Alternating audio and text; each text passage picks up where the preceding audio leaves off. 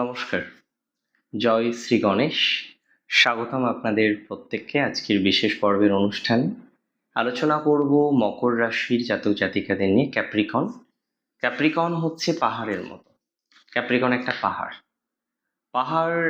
অনেক ঝড় ঝাপটা জীবনে সহ্য করে, অনেক রকমের যন্ত্রণার মধ্যে দিয়ে পাহাড়কে চলতে হয়, তাই না? মকরও তাই, পাহাড়ের মতো। পরিবারের জন্য যেন একটা পাহাড়। মকর থাকতে পরিবারের মধ্যে আঁচ আসে না। সে পরিশ্রম দিয়ে যেভাবেই হোক না কেন পরিবারটাকে বাঁচিয়ে রাখবে, পরিবারটাকে ভালো রাখবে। এই মেন্টালিটিকে সত্যিই স্যালুট করা যায়। মকর রাশির জাতক জাতিকারা, তারা আমি দেখেছি, দেখুন, এরা পরিশ্রম করে, পরিশ্রম করতে ভালোবাসে, they love to do work. But এটা কি কখনো সম্ভব যে একটা মানুষ হাসতে ভালোবাসে না, একটা মানুষ খুশিতে থাকতে ভালোবাসে না? ভালোবাসে, কিন্তু তার ইচ্ছা থাকলেও উপায় নেই। বহু ক্ষেত্রে আমি দেখেছি মকরকে অল্প বয়সে নতুন লাইবিলিটিস নিতে। যে বয়সে একটা বাচ্চা পড়াশোনা করবে, কলেজ যাবে, সেই বয়সে মকরকে লাইবিলিটিস নিতে হয়। কতটা অ্যামেজিং ম্যাটার, তাই না? হ্যাঁ, এটা ঠিক যে মকর রাশির জাতক জাতিকাদেরকে এইভাবেই লাইফে আমি বারবার দেখেছি, আই সিন মাল্টিপল টাইমস, যে এদের কিন্তু এইভাবে রেসপন্সিবিলিটি বা দায়িত্ব নিতে হচ্ছে বা নিতে হয়। মকর রাশির জাতক জাতিকাদের আজকে যে সঞ্চারের কথা বলবো, এই সঞ্চারে আপনার 10th লর্ড, যে জায়গাটা আপনার সব থেকে বেশি পছন্দের বা আকাঙ্ক্ষার, সেটা হলো কর্মজীবন। That means professional life. এই কর্মজীবনের জায়গা নিয়ে তো আপনি সব থেকে বেশি চিন্তিত থাকেন, পরিকল্পিত থাকেন। আপনি তো লাইট হাউসের মতো।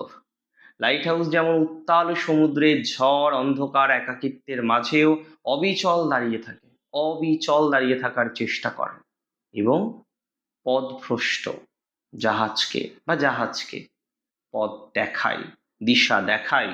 মকর রাশির মানুষও কিন্তু অনেকটাই তাই। এরা জীবনে যতই একাকিত্ব আসুক ঠিক লড়াই করে নেয়। একটা কথা আমি আপনাদের বলি, দেখুন, শুক্র নিচস্থ হচ্ছে আপনার প্রফেশনাল ঘরের যে প্ল্যানেট, সেই প্ল্যানেট ডেবিলেটেড হচ্ছে, নিচস্থ হচ্ছে কোথায়? 9th, আপনার ভাগ্যস্থান। এখন শুক্র নিচস্থ হওয়া আমি যদি বলি সেটাও ভালো, একটু বোকা বোকা শোনাবে, বাট হ্যাঁ, অ্যাটলিস্ট সিগনিফিকেশন ইজ গুড। এখানে অস্বীকার করার কোনো জায়গা নেই যে শুক্র দুর্বল হোক সবল হোক, অবশ্যই সেটা বিচার্য, কিন্তু শুক্র অ্যাটলিস্ট এখানে অতি দুর্বল হলেও বা দুর্বল হলেও নেগেটিভ নয়, আপনার গুড সিগনিফিকেশনে আছে। কি কি হবে আমি বলে দিচ্ছি, একদম সরাসরি কথা বলবো। অ্যান্ড আমি আপনাদের এটাও বলে দিতে চাই, আপনাদের তো 5th লর্ড ভিনাস, পঞ্চমপতি, আপনার প্রেম প্রীতি ভালোবাসা প্রণয় সন্তান ইত্যাদিকে দেখবে। আপনার নবমে গিয়ে অবস্থান করছে, আপনার ভাগ্যস্থানে। আপনার দশমপতি আপনার কেরিয়ার, আপনার প্রফেশন, আপনার যশ মান যশ ইত্যাদি বিষয়কে ভালোভাবে আইডেন্টিফাই করার চেষ্টা করবে বা ভালোভাবে দেখবে। এই শুক্র, এই ভিনাস, শুক্র ছাড়াও এই সংযোগে Shani connected, and Shani is the lord of the first house, second house and posited in third house. লগ্নপতি বা রাশিপতি পাওয়ারফুল, দ্বিতীয়পতি ধনপতি থার্ড হাউসে যাচ্ছে। তৃতীয় হাউস কি? যোগাযোগ, কমিউনিকেশন। অ্যান্ড আমি বারবার বলি 3rd, 6th অ্যান্ড 11th স্যাটার্নের জন্য বেস্ট পজিশন। এই হাউসে শনি অনেক কমফোর্টেবল, অনেক বেশি কমফোর্টেবল। বর্তমান সময়ে দেখুন, মকরের যেটা মূল কথা, সাড়ে সাথী ছিল, একটা টাফ ফেজ গেছে, that time was very tough. এখন সাড়ে সাথী নেই, আপনি একটু বেটার আছেন, মাচ বেটার আছেন। এখন কথা হলো, তারপরেও ভালো নেই, মানে বিশাল ভালো নেই। একটা বড় অ্যামাউন্ট আসার কথা ছিল, হোয়ার ইজ দ্য মানি? কোথায় সেই অর্থটা? আসেনি এখন। একটা বড় অ্যামাউন্ট আসার কথা ছিল, আসেনি। একটা বড় অর্থ পাওয়ার কথা ছিল, পাননি। ইউ হ্যাভ এ কোশ্চেন যে দাদা অনেক এক্সপেকটেশন করছিলাম ভালো কিছু হবে, হচ্ছে কোথায়? ওকে, আই ক্যান সে, আমি বলবো। দেখুন, আমি আপনাদের একটা কথা বলি, এই যে সঞ্চার আপনি পাচ্ছেন আগস্ট মাসে 2nd সেপ্টেম্বর পর্যন্ত, 3টে জায়গাকে ফোকাস করুন। একটা ভাগ্য উন্নতি, কর্মোন্নতি, কর্মজীবন পরিবর্তন হবে। আমি বলে দিচ্ছি, বহু মকরের চাকরি চেঞ্জ হবে এই সময়, আমার সাথে মিলিয়ে নেবেন। বহু মকর সিভি জমা দিয়েছেন, অ্যাপ্লাই করেছেন, applied for changing, but it not possible. তাদের ক্ষেত্রে কর্মজীবন পরিবর্তনের চোখ দেখতে পাচ্ছি। উচ্চশিক্ষার মারাত্মক কম্বিনেশন আছে। হায়ার এডুকেশনের ক্ষেত্রে অনেকটা গ্রোথ করতে পারবেন। গবেষণার কাজে যারা যুক্ত আছেন, দারুণ সময়, লিটারেলি দারুণ সময়। তবে তৃতীয় শনি বক্র গতিতে আছেন, ভাগ্যের পূর্ণ সহযোগিতা পেতে মানে একটু আপনাকে বেশি কষ্ট করতে হবে, মানে যেটা করতে হয়। পরিশ্রম ছাড়া সফলতা খুব কপাল না থাকলে পায় না কেউ। বাট হ্যাঁ, সেখানে আপনি যেটা পাবেন, এখানে হয়তো একটু সাধারণ পরিশ্রমের থেকে একটু অসাধারণ পরিশ্রম আপনাকে করতে হবে। পরাক্রম বৃদ্ধির সম্ভাবনা প্রবল। লগ্নপতি এখানে বক্রগতিতে আছে থার্ড হাউসে, বাট থার্ড হাউসে আছে aspected by Venus and aspecting Venus, both are possible, তাই না?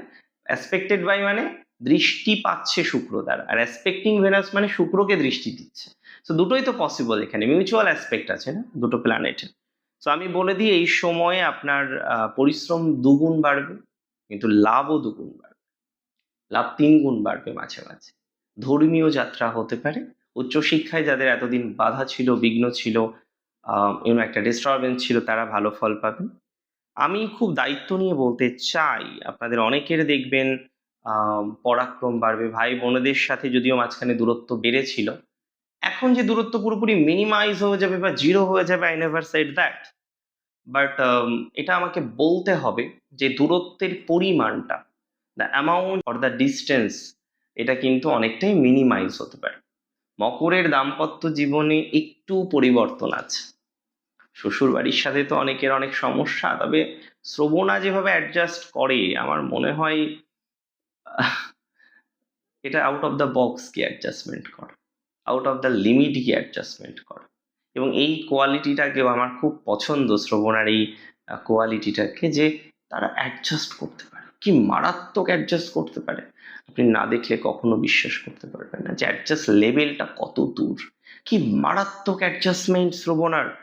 তবে শ্রবণার একটু আলোচনার মাধ্যমে, সমঝোতার মাধ্যমে অনেকের অনেকের ম্যারেজ লাইফে প্রবলেম সলভ হতে পারে। একটু আলোচনার মাধ্যমে, সমঝোতার মাধ্যমে ম্যারেজ লাইফের যাবতীয় প্রবলেম থেকে আপনি বেরোতে পারবেন, ম্যারেজ লাইফের যাবতীয় ডিস্টারবেন্স থেকে আপনি বেরোতে পারবেন। দেখুন, নক্ষত্র ভিত্তিক কয়েকটা কথা আপনাকে আমি বলি। উত্তরাষাঢ়া নক্ষত্র শ্রবণার প্রথম নক্ষত্র। উত্তরাষাঢ়ার এই সময়টা খুবই ভালো, মান সম্মান কিন্তু বাড়বে। গুরুস্থানীয় কোনো ব্যক্তির সহযোগিতায় কর্মক্ষেত্রে বিশেষ কোনো জটিলতা থেকে মুক্তি পেতে পারে। সরকারি কাজে সফলতা বৃদ্ধির সম্ভাবনা প্রবলভাবে লক্ষ্য করতে পারছি। যারা সরকারি কাজ করেন, সফলতা বাড়বে। কন্ট্রাকচুয়াল কাজ করেন, সফলতা বাড়বে। স্টেবিলিটি নেই যাদের, সফলতা বাড়বে। শ্রবণা নক্ষত্রের জাতক জাতিকাদের মানসিক অস্থিরতা এবং সিদ্ধান্তহীনতা আপনাকে ভোগাতে পারে। এই 1 মাস হুট করে কোনো নতুন সম্পর্কে জড়াতে গেলেই বিপদ অবধারিত শ্রবণা। শ্রবণার এমনি আমি রিলেশনশিপটাকে খুব কেয়ারফুলি দেখতে বলি। আমি বারবার বলি যে ভাই বা বোন, শ্রবণা নক্ষত্র যাদের, বা আমার থেকে বয়োজ্যেষ্ঠ যারা, দিদি বা দাদা, marriage and relationship is very important for you. এই জায়গাটাকে দাদা বা দিদি ভুল করলে কিন্তু সারা জীবন কাটতে হবে, and it is very sure. তবে একটা কথা বলি, এই 1 মাস হুট করে কোনো নতুন সম্পর্ক নয়, ক্রস। ধনিষ্ঠা নক্ষত্রের পরাক্রম এবং কর্মক্ষমতাটা থাকবে তুঙ্গে। আটকে থাকা কোনো প্রজেক্ট নিজের বুদ্ধির জোরে আবার শুরু হতে চলেছে। যারা বেঞ্চে আছেন নক্ষত্র ধনিষ্ঠা, পুনরায় সুযোগ পাবেন। You will definitely get a better project after all. তবে রক্তচাপ, পেশির সমস্যায় ভোগান্তির তীব্র সম্ভাবনা রয়েছে। দেখুন, আমি ইন জেনারেল এই টাইমটাতে আপনাদের কিছু অ্যাডভাইস দিতে চাই। ফার্স্ট অফ অল, ইনভেস্টমেন্ট করবেন বুঝে শুনে। ইনভেস্টমেন্ট ঠিকঠাক না করলেই প্রবলেম। ইনভেস্টমেন্ট ঠিকঠাক না করলেই বিভিন্ন রকম জটিলতা আসতে পারে, ডিস্টারবেন্স আসতে পারে। এই সময়ে সিদ্ধান্তের ক্ষেত্রে ধীরতা রাখবেন। চাকরি বদলানো, পার্টনারশিপ, ব্যবসা বন্ধ করা ইত্যাদি বিষয়ে সিদ্ধান্তে প্রচুর ধীরতা রাখতে হবে। রোজ, রেগুলার বেসিসে, আমি বলবো তো রোজ শনির জাতক জাতিকা আপনি একটু চেষ্টা করুন না রোজ রেগুলার বেসিসে একটু হনুমান চালিসা জপ করার। অনেকে বলেন যে দাদা আমি প্রতি মঙ্গলবার করি, কেন শুধু মঙ্গলবার? অনেকে বলেন দাদা আমি শনিবারও করি, কেন শুধু শনিবার? রোজ নয় কেন? নক্ষত্র কি সেম থাকে? আজকে মঙ্গলবারে যে নক্ষত্র থাকবে স্বাভাবিক পরের মঙ্গলবারেও সেই নক্ষত্র থাকবে, তাহলে ওইভাবে হয় না। আপনি, হ্যাঁ বারের গুরুত্ব আছে, নক্ষত্রের আলাদা গুরুত্ব আছে, তিথির গুরুত্ব আছে, যোগের গুরুত্ব আছে, করণের গুরুত্ব আছে, পঞ্চ অঙ্গের গুরুত্ব আছে, বাট চেষ্টা করুন রেগুলার বেসিসে কন্টিনিউ করতে। অ্যান্ড আমি আপনাকে অ্যাডভাইস দিচ্ছি, দেখুন পাহাড়ের চূড়া বা লাইট হাউস না হারতে আসেনি। শত ঝড়ের মধ্যেও, শত দুঃখের মধ্যেও, শত যন্ত্রণার মধ্যেও তাদের একটাই মোটিভ, আলোর দিশা দেখানো, মানুষকে সঠিক পথে নিয়ে আসা। কিন্তু ওই যে বললাম, দিন শেষে পাহাড়ের কাছে কেউ জিজ্ঞাসা করে না যে পাহাড় তুমি কেমন আছো, করে কি? দিন শেষে আপনার কাছেও হয়তো আপনি পাবেন না এরকম মানুষ যে আপনাকে বারবার জিজ্ঞাসা করছে কি ঠিক আছো তো, অসুবিধা হয়নি তো, শরীর ঠিক আছে তো, এত যে খাটছো শরীরের যত্ন নেওয়া হচ্ছে তো। তো যাই হোক, এই প্রশ্নের উত্তরগুলো সবসময় আমরা খুঁজে পাবো না, তবে একটাই কথা বলবো, মোড়ের সমস্ত সংকোচ দূরে পাঠাতে হবে, সংকোচ দূর করতে হবে, আর জোরে শ্রী গণেশের নাম নিতে হবে। জয় শ্রী গণেশ।